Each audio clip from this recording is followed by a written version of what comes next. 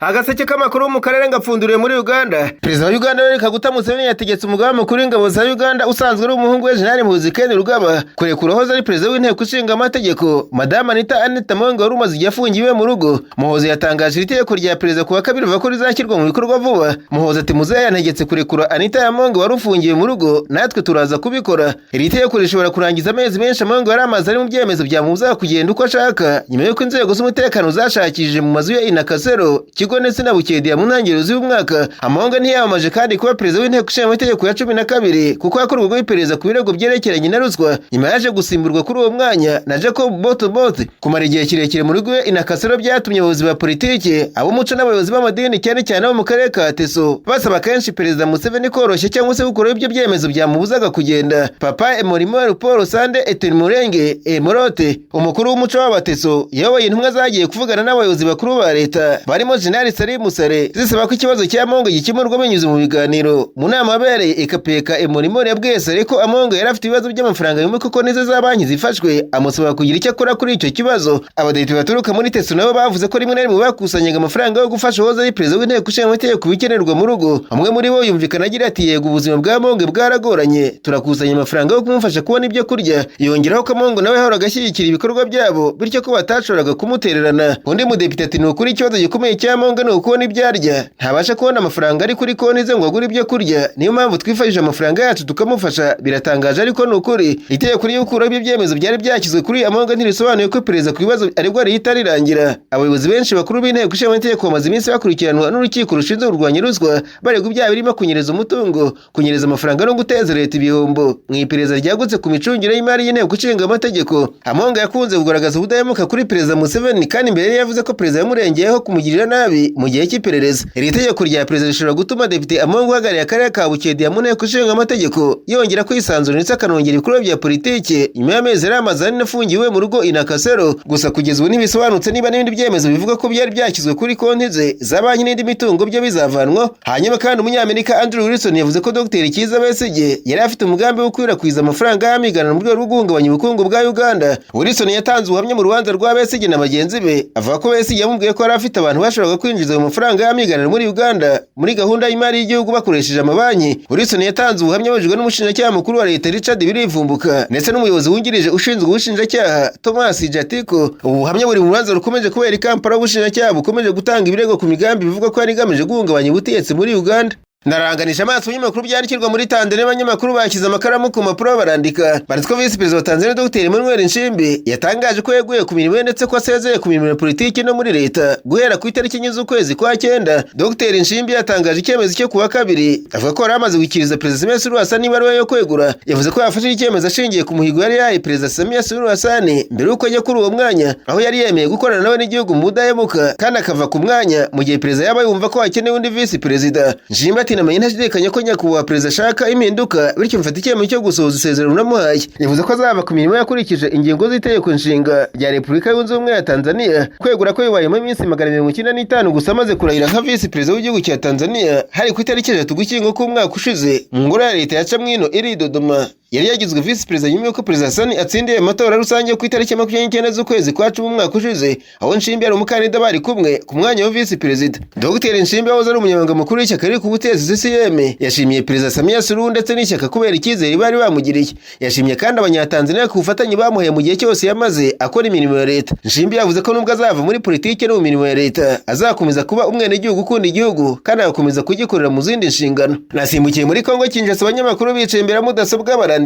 Banditswe kuri wa kabiri ingabo zishyize hamwe z'ubutegetsi bwa Kongo zatangije ibitero icyarimwe mu bice bituwe cyane bya Gasenyi, Murambi n'ahandi hafi yabyo muri teritwari ya Masisi. Ibi bitero byari bikomeje mu gihe itangazo ryatangwaga bituma abaturage benshi bahunga ndetse habaho no kwangirika kw'ibintu byinshi by'abaturage. AFC Ventura yavuze ko itazarebera gusa mu gihe abaturage b'inzirakarengane bicwa, yongera gushimangira ko biyemeje gufata ingamba zose zikenewe kugira ngo irinde kandi irengere abaturage. Ku rundi ruhande AFC Ventura yabura abaturage ba Kongo ndetse n'amahanga ku kwiyongera k'ubukangurambaga bwo gukwirakwiza amakuru y'ibinyoma, propaganda propaganda no kuyobya ibitekerezo by'abantu bikorwa n'ubutegetsi bwa Kinshasa binyuze ku mbuga nkoranyambaga. Bamwe mu babushyigikiye ndetse na bamwe mu banyamakuru AFC M23 yavuze ko ubukangurambaga bugamije kurangaza rubanda kugira ngo batibanda ku byo bivuga ko ari ukunanirwa k'ubutegetsi bwa Kongo guhangana neza n'ikwirakwira ry'indwara ya Ebola, ndetse n'ikivuga ko ari ukunanirwa kurinda abaturage bakomeje kwibasirwa n'ibitero bya ADF NALU. AFC M23 irasaba ubutegetsi bwa Kongo kwigira ku byabaye ndetse no ku buryo bwo guhangana n'icyorezo bwashyizweho na AFC M23 kugira ngo burusheho gukaza ingamba zo kurwanya Ebola, gukumira ikwirakwira ryayo no kurushaho kurinda abaturage ba Kongo.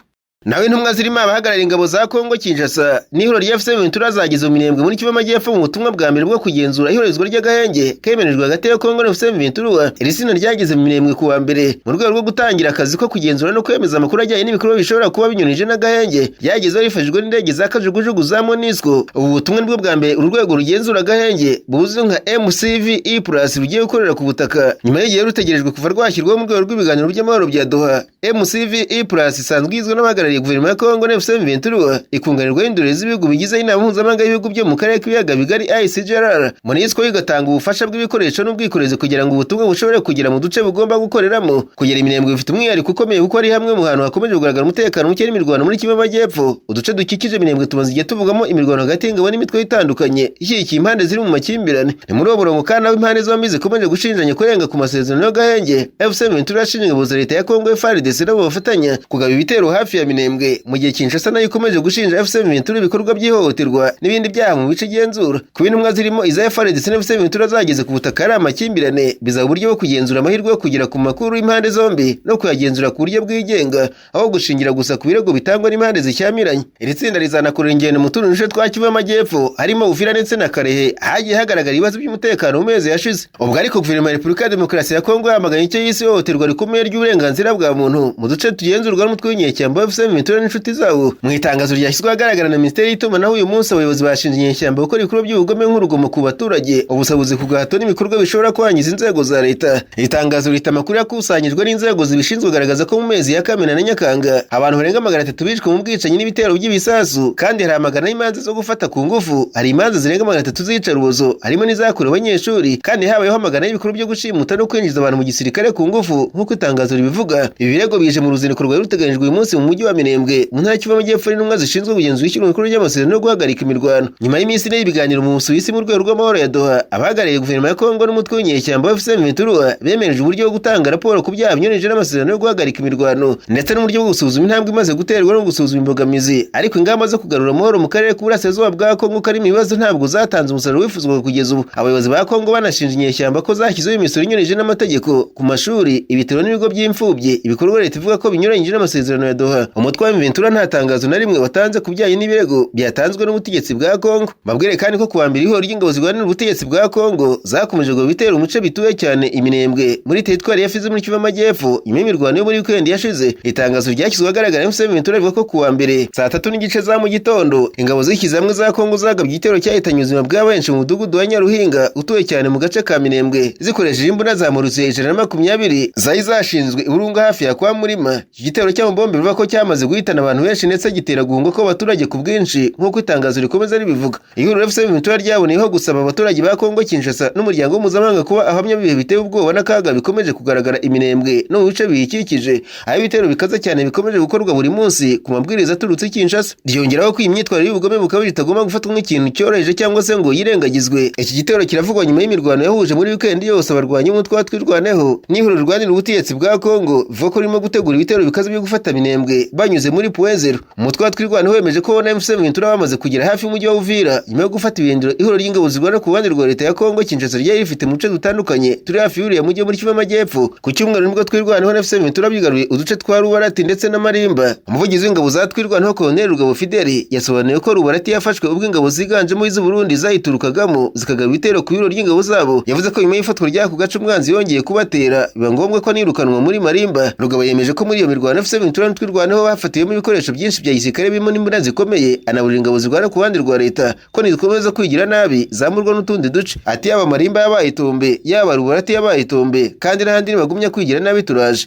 Tombe ni tombe, ubu ngubu nta kindi kandi nta ruhuha iri hafi aho. Rugabo yashimangiye ko twirwanaho M23 badashobora kwihanganira ko ingabo za Kongo zikomeza kubangamira abaturage zibafungira amayira. Uyu musirikare yavuze ko kuri ubu aho twirwanaho M23 bari atari kure cyane mu mujyi wa Uvira wa kabiri munini mu ntara Kivu Amajyepfo. Ataho duhagaze ubu ntibagire ngo ni kure ya Uvira, ni hafi. Umuntu ashobora kureba gutya agahita bose samake mu kiyaga cya Tanganyika. Rugabo kandi yaburiye ihuriro ry'ingabo zirwana ku ruhande rwa leta ya Kongo zo mu mujyi wa Uvira na Baraka ko nizikomeza ubushotoranyi bizarangira imijyi yombi ifashwe. Ati hagati ya Uvira na Baraka biterwa naho bazaducokoreza, nibacokoza turabatumiye kandi bitegure ko tuyirya. Ni ukuvuga ngo abi Uvira batangiye ubushotoranyi twaryi Uvira. Yasabye Wazalendo FARDC ingabo z'ubundi gufungura inzira zirimo ihuza Minembwe na Uvira zigifunze, bitaba ibyo M23 turwaneho bakajya kubyikorera. Abantu batandatu ariko kandi bafitanye isano n'umuryango wa perezida baburiye irengero nyuma y'impanuka yabereye ahacukurwaga amabuye y'agaciro Ikakanda. Abo bantu bavuga kugirana isano n'umuryango wa perezida baburiwe irengero nyuma y'impanuka yabaye kuwa gatatu ahazwi nka Kabamba Nkora muri Ikakanda mu ntara ya Ruaraba. Nk'uko bigaragara mu mashusho yakwijwe ku mbuga nkoranyambaga, imodoka ntoya minibus yari itwaye abantu 9 barimo bagize komite yagariye umukuru w'igihugu n'itsinda ry'abayobozi gakondo yaburiye muri ako gace k'ubucukuzi bw'amabuye y'agaciro kari karatawe n'ikigo Boss Mining. Aya makuru yashyizwe ahagaragara n'umunyamakuru wigenga Steve Wembe yavuze ko iryo tsinda ryari ryagiye muri ako gace mu muhango wo gutangira ibikorwa byemerera abacukuzi gucukura mu buryo bwa gakondo gukorera muri ako gace. Mu bantu 9 bari muri iyo modoka 3 bararokotse, ubu barimo baravurirwa mu bitaro bya Boss Mining. Abandi bantu 6 hamwe n'iyo modoka ntibaraboneka. Agaseke k'amakuru mu karere gafunikire bundi abanyamakuru bakoze jiba muri Norandika bari ku isoko rya Kinindo mu Bujumbura ryibasiwe n'inkongi y'umuriro ikomeye mu gitondo cyo kuwa kabiri. Abashinzwe ubutabazi basanga byinshi byamaze kwangirika. Inkongi yatangira mu gice gicururizwamo matera muri iri soko mu masaha nyine z'igitondo cy'uyu munsi. Abacuruzi bari bagerageza kurokora bitarafatwa ariko nabo bitashobokeye. Mu bayobozi bageze kuri iri soko harimo mu nzego z'umutekano na Minisitiri w'Imari Dr Arendi Kumana. Basanze igice kibamo matera cyakongotse. Imodoka izimye inkongi zizwi nka kizimyamwoto zamaze kugera kuri iryo soko ariko bigaragara ko nta byinshi zishobora kurokora kandi hari impungenge ko umuriro ufata no mu bindi bice. Inkongi yibasiye isoko rya Kinindo ikurikiye indi yibasiye inyubako y'ubucuruzi ya Galerie Ndayizamba na Rupariziye tariki 21 Kanama yangirikiyemo byinshi mbere yuko abashinzwe ubutabazi bahagera. Yakurikiye izindi zafashe inyubako nyinshi z'ubucuruzi mu Burundi muri uyu mwaka turimo, zirimo icyanyi gicururizwa imbaho cya Bujumbura muri Mutarama, yafashe isoko rya Kinama na Rugombo muri Gicurasi, yafashe irya Jabe muri Kamena, niyafashe irya Ngozi muri Nyakanga uyu mwaka. Mu kwezi gushize Perezida Evariste Ndayishimiye yemeje ko inkongi yafashe isoko rikuru rya Bujumbura mu mwaka wa 2013 yatewe n'abanzi, ariko ko kuzindi zabaye muri uyu mwaka gikorwa iperereza kugira ngo hamenyekane ibyaziteye. Abaturage b'umujyi wa Bujumbura bagaragaje agahinda kenshi nyuma y'uko inkongi ikomeye yibasiye inyubako ebyiri z'ubucuruzi zizwi nka Shenda y'Izamba na Rupariziye. Kugeza ubu ntiramenyekana icyateye inkongi mu gihe abayobozi bakomeza kuvuguruzanya ku ntandaro y'iriya nkongi. Bamwe mu baturage bari aho iriya nkongi yabereye mu gihe yabaga bavuze ko batanyuzwe n'ibisobanuro byatanzwe ku cyateye inkongi. By'umwihariko banenze ibyatangajwe na Vice Perezida w'u Burundi Prosper Bazombanza wavuze ko umuriro ushobora kuba waratewe n'ipasi y'amakara. Abaturage bavuga ko bibabaje kuba umutegetsi mukuru yahise atangaza icyateye inkongi mu gihe nta perezida ryimitse ryari ryatangira cyangwa se ngo risobanure mu buryo budashidikanywa inkomoko y'umuriro. Basaba kandi ko hakorwa iperereza ryimitse kugira ngo hamenyekane impamvu nyayo y'inkongi kandi ibyavuye muri iryo perereza bigashyirwa ahagaragara. Mu mezi ashize inkongi nyinshi zimaze kwibasira amasoko n'ahandi hantu h'ubucuruzi mu Burundi. Tariki 9 Nyakanga isoko rya Ngozi mu ntara Butanyerera ryibasiwe n'inkongi. Mu ijoro rya 21 rikira 22 Kamena uyu mwaka inkongi yibasiye isoko ry'imbaho rya Jabe mu mujyi wa Bujumbura. Isoko rya Kinama naryo mu mujyi wa Bujumbura ryaye ku itariki 7 Gicurasi, mu gihe isoko rya Rugombo muri komine Cibitoki ryibasiwe n'inkongi tariki ya 29 Gicurasi. Si ubwa mbere Vice Perezida Bazombanza atangaza icyateye inkongi cyangwa impanuka mbere y'uko iperereza ryimitse rikorwa. Mu gitondo cya tariki 7 Ukuboza kwa 2021 ubwo ari Minisitiri w'Umutekano w'imbere mu gihugu yatangaje ko inkongi yari yibasiye gereza nkuru ya Gitega yatewe n'insinga z'amashanyarazi. Icyakora iperereza ryakozwe nyuma ryaje gutangaza ko iyo gereza yabarakizweho umuriro n'abakozi b'iperereza bari bayobowe na Gerard Ndayisenga. Ibi kandi byibutsa ibyabaye muri Werurwe uyu mwaka ubwo ibisasu byaturikiraga muri Kambaze. Umuvugizi w'igisirikare cy'u Burundi yavuze ko ibyo byatewe na kurusirikwi mu bubiko bw'intwaro. Nyuma y'iminsi ibiri Perezida Evariste Ndayishimiye yaramuvuguruje yavuze ko muri ubwo bubiko nta mashanyarazi aba. Ndayishimiye avuga kuri ziriya nyubako ziherutse gushya yihanganije abacuruzi bahishije ibicuruzwa byabo, yizeza ko bagomba gukorwa iperereza. Polisi y'u Burundi mu cyumweru gishize batangaje ko itazi icyatwitse ziriya nyubako ebyiri. Ibi byose byongeye kubyutsa impaka ku byo bamwe mu bayobozi bihutira gutangaza inkomoko y'impanuka cyangwa se inkongi mbere y'uko iperereza rikorwa kandi ibyavuye muri iryo perereza bigatangazwa. Ku baturage basabye iperereza ryimitse ku nkongi yabereye Shenda y'Izamba na Rupariziye, ikibazo gikomeje kuba kumenya icyatewe umuriro n'icyatumye ukwira mu buryo bwihuse. Nawo wahoze Vice Perezida muri Kenya Rigathi Gachagua yatangaje ko abanyakenya benshi bashaka ko yiyamamariza kuba perezida mu matora umwaka utaha. Gachagua yavuze nyuma y'inama y'iminsi 55 yabereye iwe Munyoro muri Masira mu ntara ya Nyeri. Iyo nama yari yatangijwe tariki 9 Kamena ikaba yari igamije gushaka uburyo amashyaka arwanya ubutegetsi yakorera hamwe mu kumvikana ku mukandida umwe uzahagararira izahagarara mu matora ya perezida umwaka utaha. Igihe yatangizaga iyo nama Gachagua yari yavuze ko izatanga uburyo bwo kumvikana ku mukandida umwe warwanya ubutegetsi ndetse no gushyiraho gahunda y'uko ibyo bumvikanyeho bizashyirwa mu bikorwa. Nyuma y'iminsi 55 y'ibiganiro n'ubujyanama, Gachagua yavuze ko Abanyakenya bamugaragaje ko bifuza ko umukandida wabo ku mwanya wa perezida mu matora ataha. Gachagua uyobora ishyaka Democratic for Citizen Party ari mu bikorwa byo kurwanya n'abayobozi barwanya ubutegetsi mu rwego rwo kubahuza no kubaka ihuriro rishobora guhangana n'ubutegetsi mu matora yateganyijwe umwaka utaha. Iyi nama y'Iwa Munyoro yabaye mu gihe amashyaka arwanya ubutegetsi akomeje gushaka uburyo yakorera hamwe mu gihe amatora ya perezida n'inteko ishinga amategeko y'umwaka utaha agenda yegereza. Naho abantu bane batawe muri yombi mu rwego rw'iperereza ku rupfu rw'inzovu nyinshi rwateje urujijo mu mezi abiri ashize nk'uko abategetsi babitangaje muri Kenya. Ikigo cya Kenya Wildlife Service cyabwiye BBC ko abantu batatu b'Abanyakenya n'umwe w'Umunyatanzania batawe muri yombi bakekwaho guha uburozi inzovu 18 mu cyanya cy'inyamaswa cya Amboseli National Park. Iperereza rirakomeje kugira ngo menyekane niba izi nzovu zarishwe n'uburozi bwa cyanide nyuma yo kurya inyanya zari zatewemo imiti yica udukoko itemewe n'amategeko. Ibizamini bya mbere byo muri laboratoire byagaragaje ko mu bisigazwa by'inyanya byabonetse mu nda y'izo nzovu harimo ibimenyetso bya cyanide.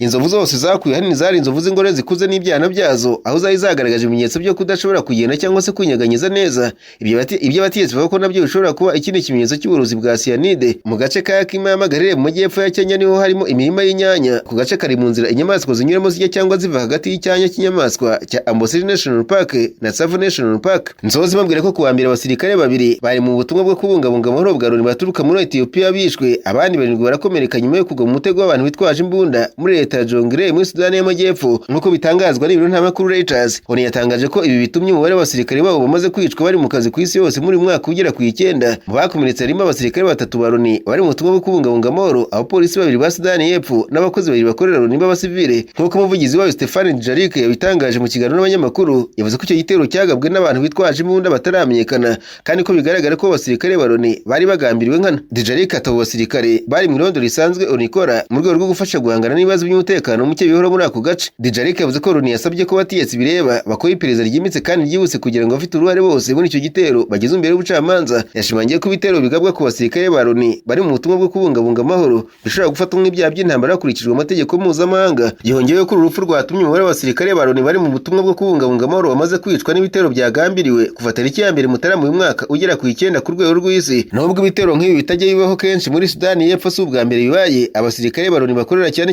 mu bice turimo umutekano muke, imirwano hagati y'amatsinda atandukanye y'abaturage, ibikorwa byo gukusanya imitwe yitwaje intwaro y'urubyiruko ndetse n'imirwano ihuza ingabo za leta ubwazo.